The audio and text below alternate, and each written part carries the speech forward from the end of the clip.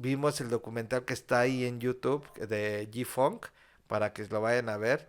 El documental se trata un poquito de la historia de cómo se creó ese género, que los padres es Warren G, Nate Dogg y Snoop Dogg, que abarca como desde la época del 90 hasta el 97. Entonces surgió la agrupación 213, que es como la parte sur de California. Ellos querían tener como su código postal, más, o sea, es Ujú. lo que manejan. Aquí se podría decir que es el código postal. Y así se surgió como esa agrupación, cómo es el desarrollo, cómo se juntan y cómo hablan de que eran familiares Warren G y Dr. Dre por circunstancias de la vida.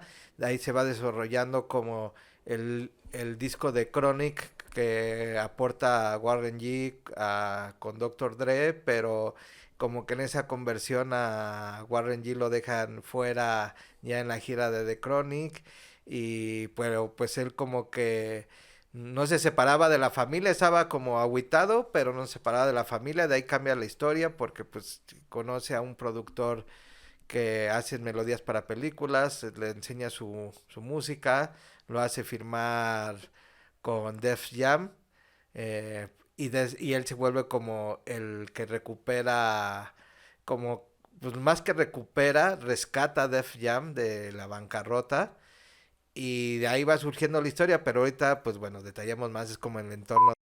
Empieza la historia desde que son chavos, o sea, quiero complementar ahí unos datos, desde que son chavos, de que van juntos a la escuela y que están siempre en el King Park, bueno, se encuentran siempre en el King Park cuando van hacia la escuela y que se armaban las batallas de rap en la escuela, ahí en la secundaria, y como que el manager de Snoop Dogg era Warren G, que era el que le conseguía Las fechas.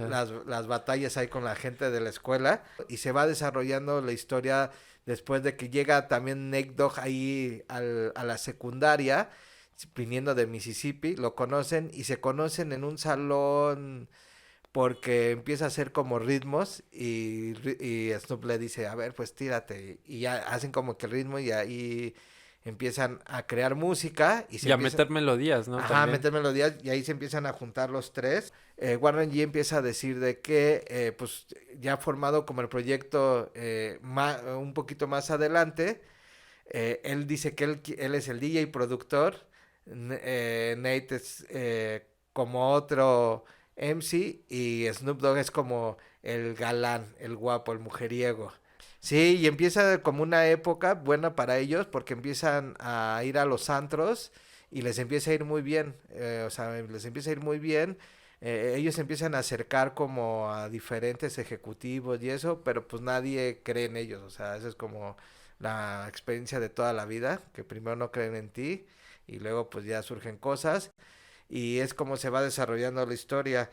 Y es cuando el papá de Warren se casa con la que me decías, ¿no? Sí, casualmente, bueno, como te platicaba, como que todos van relacionados, ¿no? Como que todos los personajes importantes de esta historia en la escena del rap se conocen o están relacionados por una circunstancia y casualmente el papá de Warren se casa con la Mamá mamá de de Doctor Dre. Doctor Dre. Manastros, pero pues al final pues, se llevaban bastante bien. Cuentan que siempre Warren estaba en el estudio ahí metido y viendo cómo producía Dre a NWE y como que siempre estaba inmiscuido, le gustaba, o sea, aparte de que había tenido como que le gustaba estar ahí. Sí, y se complementaban.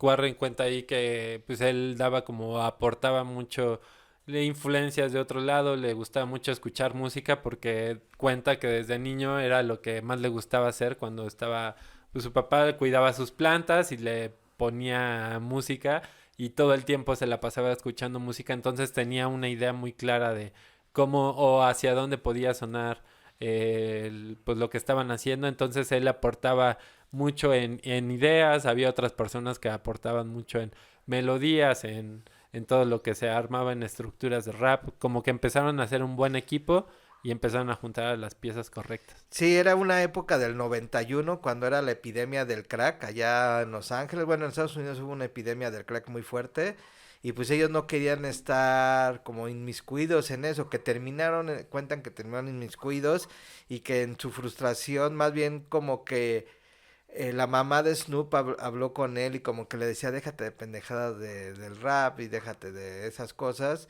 Y que él en un momento de frustración tiró todas sus letras, o sea, más de 100 letras las tiró a la basura. Y Warren le decía que no acabara con los sueños, ¿no? O sea, Sí, porque no solo era el sueño de él, ¿no? También pues habían trabajado por todo, pues por crear todo una familia, era el sueño de todos. sí, y pasa algo bien chistoso porque en una despedida de soltero, el DJ se le acaba la música, no hay nada, y creo que el papá de Dre, bueno, su papá pone el demo de Warren ahí en la despedida de soltero, que es lo que cuentan, y que el doctor le pregunta así, ¿quiénes son esos? Y que el papá le dice, pues es que es el grupo de Warren y Snoop. Y entonces Warren le habla a Snoop para decirle, oye, el doctor Drake lunes te quiere ver en el estudio y que Snoop se enoja y le Ya, pues dice, sí, ya como que se habían acabado sus ilusiones, ¿no? De tanto esfuerzo y que nada, no ver resultados. Ya estaba un poco desilusionado, pero pues esa fiesta cambió la historia porque gracias a eso fue que pues los mandó llamar, ¿no? Al estudio. sí, los manda a llamar al estudio, Porque además Doctor Dre ya venía de, pues del rap, NWA, ¿no? Ya sí, ya venía está de casos exitosos pues del del, rap, entonces ya era una persona conocida. y que andaba pues viendo, ¿no? O sea, que quería seguir como sus pasos de Doctor Dre Warren. Y él pues estaba muy enfocado como lo que tú platicas de su papá. O sea, que escuchaba mucho funk, Parliament, Fantastic y mucho Marvin Gaye. Marvin Gaye, Betty White, los Island Brothers, Gaman Brothers. Perdón, Sí, porque pues, son muchos nombres y los tuve que apuntar porque si no, no me iba a acordar. que por ejemplo la mamá de Snoop Dogg cuenta que hacía buenas fiestas ahí en su casa, pero Sí, pues esas buenas fiestas estaban siempre acompañadas de música, pues buena música, en realidad música de negros, ¿no? Muy funky. habla mucho de que pues el funk que ellos traían es como un nuevo estilo de funk, ¿no? Como que un poquito más bailador, o sea, y que era como que algo distintivo, que ellos fueron los que agarraron como los samples, ¿no? Para distinguir mucho al G-Funk. Y hablan mucho de este track de BSOP, que es como la canción que abre como el panorama al G-Funk, porque era como G-Funk gangsta, se puede decir, y de ahí empieza como la historia. Sí, el famoso gangsta funk, ¿no? Que pues empezaron justo a usar esta onda de los samples, a usar toda esta referencia de sonidos de 808, mucho a pues sonido fuerte, ¿no? En los bombos, que hace la diferencia en el rap, y fusionándolo con esta onda más funky. Sí, lo que convierte mucho es de que decían ellos que del lado de Nueva York estaba mucho la moda del disco. Entonces los beats eran de 90 a 100 beats por minuto y que pues que el funk era más como digerible, o sea, como que más delicioso, se podría decir rítmicamente, porque eran 80 beats por minuto, entonces como que eso le daba oportunidad a poder hacerlo más digeribles para las personas, es lo que platican. Sí, y además esos ritmos pues hacían que también el mensaje fuera pues tal vez no tan agresivo como el que la gente en esa época pues se espantaba de escuchar las letras tan rudas del rap, y tal vez en esta parte te decían lo mismo pero con el sabor funky y con el ritmo pues ya te era mucho más digerible. Y en esa época, transformándose del 91, que era la epidemia del crack, para el 92, Dr. Dre junta a todos en su estudio. Bueno, están ahí todos en el estudio trabajando y se empieza a formar el The Chronic, un gran disco.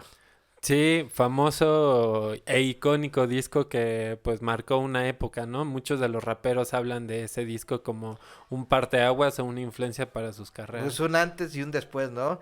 Donde, pues, Doc, RBMC, DXC, Corrupt y el Snoop eran los escritores. Y Rage, Nate y Jewel hacían como las melodías con las voces y como que buscaban esa fórmula del disco. Y Warren y Snoop, Warren y Dr. Dre, pues eran como los... Bueno, Warren era el de las ideas, perdón. Warren y Dr. Dre eran los productores, pero pues Warren era el que llevaba los discos, las Sí, como ideas. toda la influencia y toda esa idea que daba musicalmente.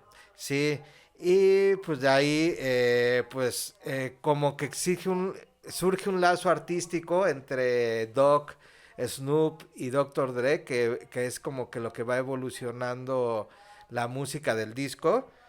Y el disco, pues, como tú dices, cambia totalmente la historia del rap en un momento. Ujú. O sea, es un antes y después del Chronic. Sí, un disco bastante importante en esa época y pues los llevó a posicionarse en otros niveles, ¿no? Llamaron mucho la atención, ya eran famosos gracias a ese disco. Pues fueron famosos y también ayudaron al discurso del problema que había como racial de la golpiza que hubo con Rodney Kings en ese tiempo.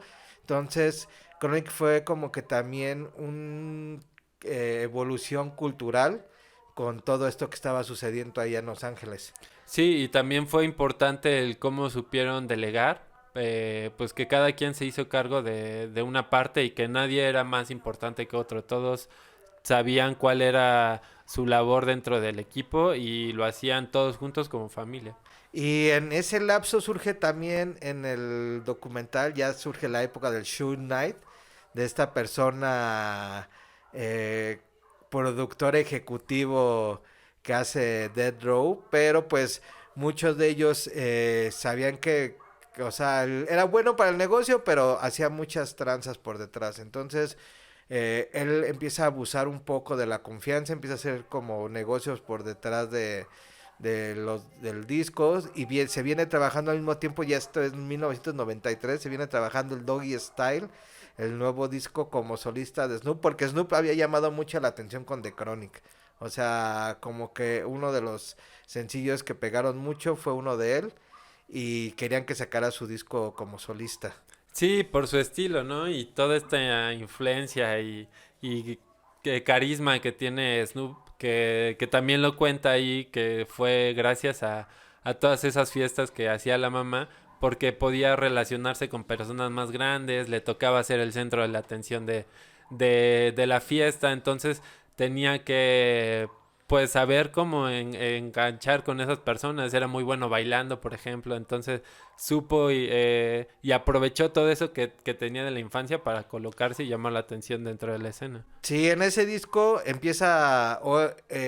hay como un disgusto que les platicaba Warren G. Suge Knight no toma en cuenta a Warren G, lo deja fuera de la gira de Chronic. Entonces Warren G como que se saca de onda, se aleja un poco de la familia, no tanto, pero Snoop nunca deja de creer en él. Snoop lo tiene ahí para su disco Doggy Style. Lo tiene como productor, se podría decir, ahí junto con Dr. Dre.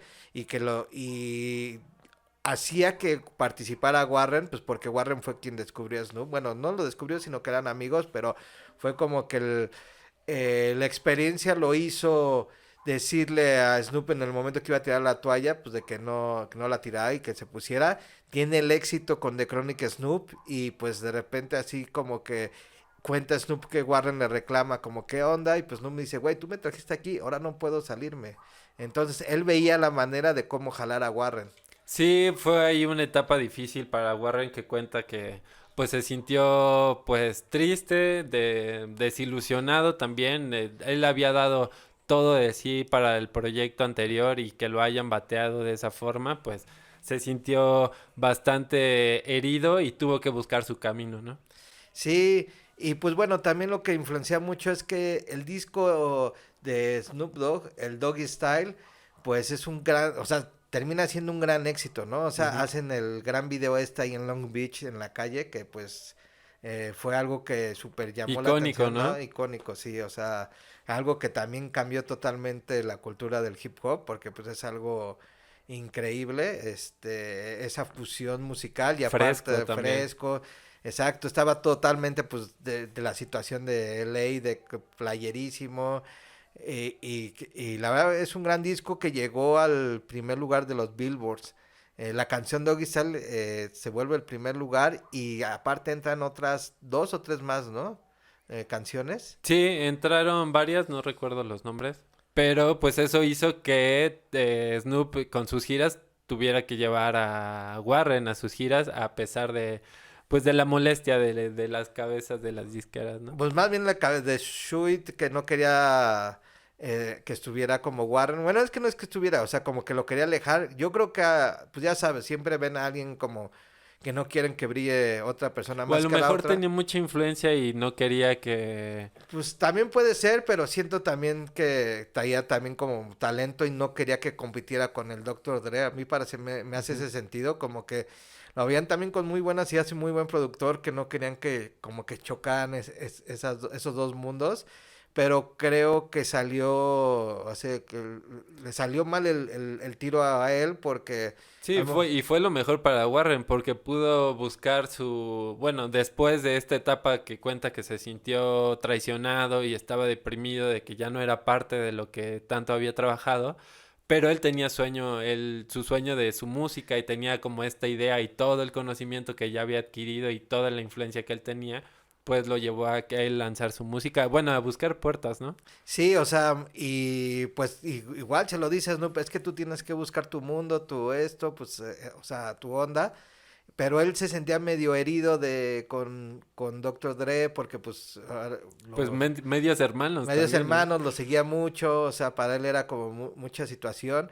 Pero esta circunstancia que realmente pasa muchas veces en la música cuando trabajas, eres perseverante y fluye la música, pasan cosas increíbles como lo que le pasó a Warren, que estando los productores estos para buscar música para la película, le enseña un demo, se van a la camioneta del compa este, le enseña el demo y el güey de la disquera que buscaba música para la película dice, güey, te quiero firmar ya, así, de que no lo dudó ni un momento y que Warren como que se quedó súper asombrado que de verdad, o sea, como que, güey, o Ni él sea, mismo creía, ¿no? En su exactamente, o talento. sea, como que él mismo no creía de que, o sea, tanto trabajo nos costó tanto tiempo y ahorita nada más senté a este vato, se lo puse y ya, y aparte, pues como decía el vato, o sea, nunca salieron los demos de 213 a la luz, o sea, siempre se quedaron como en demos en cassettes y ya que tuvieron a Warren, pues ya enseñándoles el demo, pues ya lo profesionalizaron, o sea, lo llevaron al estudio a que él hiciera su trabajo y tenía una super chambototota. Y ya en el estudio lo ve Russell Simons, que es el dueño de Def Jam, y le dice que quiere o sea, lo quiere firmar ya, o sea, aparte lo de los discos, lo de las películas, el tipo este, pues Russell conoce, más bien Russell Simon los ve y lo quiere firmar para Def Jam y pues él se queda como súper impactado Warren, pues porque pues están todos los ídolos antiguos de ahí y De él esa nunca disquera. pensó que iba a estar junto con ellos. Pero también, bueno, acaba de resaltar ahí que hay un punto importante. La disquera ya estaba en números rojos, o sea, ya venía en una decadencia económica, ya tenía una deuda bastante grande y pues esta llegada de Warren vino a cambiar todo porque fue un gran hit el que pegó. Sí, el disco se llamaba Regulate, el disco que de Warren, que pega y pues rescata a Def Jam y pues lo pone otra vez en el mapa, ¿no? O sea, lo pone tanto en el mapa que empieza a ver el conflicto entre Def Jam y Death Row. Warren entra al Billboard de 1994, más bien, está ahí, pero gracias a lo que es el G-Funk se unen las dos costas, la este y oeste. Y ya empieza a surgir la de las disqueras, la de Bad Boy Records, que es de Puff Daddy, y pues está Death Row, que es de Sush, pero traen como un conflicto personal. Y pues es la historia que todos conocemos de Tupac y Biggie. Pero pues sí, el problema más como era más personal entre los que manejaban las disqueras. Sí, tal vez no aborda tanto el conflicto, pero pues sí nos da una referencia porque es importante dentro de esta historia de la escena de G-Funk, donde después de que se unieron tuvieron que dividir, ¿no? Porque pues querían, las cabezas de las disqueras querían el control de los artistas y todo lo demás. Pues más bien el Shoot Knight era, como dice Doc, divide y vencerás. Entonces él quería dividir como para tener como todo el control. Y pues también mucho lavado de cerebro para como provocar provocar como el pedo, como decían ellos, que estaba regresar como el de las calles, ¿no? Otra vez ser como pandillas y estar ahí como que en la música peleándose y eso. Y pues lo único que provocan es eso, o sea, la guerra y la muerte de dos grandes artistas, que es Tupac y Biggie, que pues para mí la verdad es que no sé cómo hay...